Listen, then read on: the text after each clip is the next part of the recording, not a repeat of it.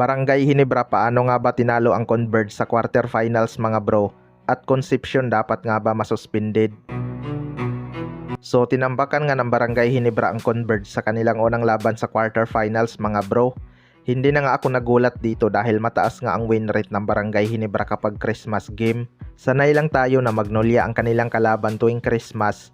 Pero this time Converge nga ang kanilang kalaban at napaka-importante pa ng panalo na to para sa Barangay Hinebra. May mga fans nga ng Converge ang nagsasabi na pumanig daw ang referee sa Barangay Hinebra dahil maagang na foul trouble si Justin Arana. Pero kung titingnan natin mga bro, lahat ng pito kay Justin Arana kitang kita naman talaga na may foul. Mukhang masyado lang silang naging kampante talaga dahil natalo na nga nila ang Barangay Hinebra sa elimination rounds. Papatapos na nga ang laban mga bro, may nangyari pang flagrant foul matapos sikmuraan ni Archie Concepcion si RJ Abarientos. Gusto nga ng mga Hinebra fans na masuspended ang player na yan matapos manakit kay RJ Abarientos.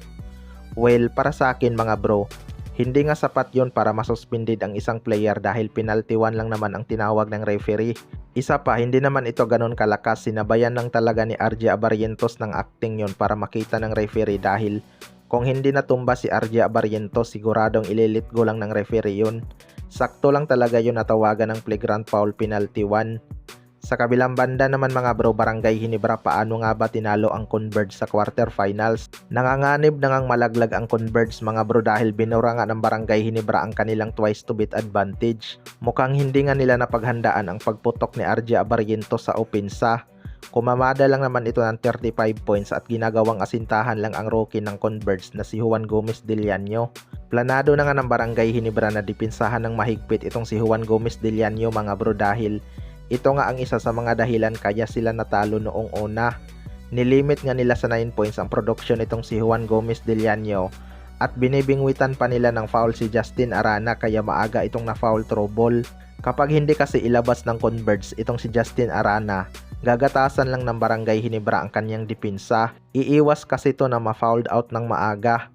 Napilay nga bigla ang opensa ng Converge mga bro matapos mag-struggle si Juan Gomez Deliano at Justin Arana. Hindi rin siguro nila inaasahan na biglang iinit beyond the arc si RJ Abarientos.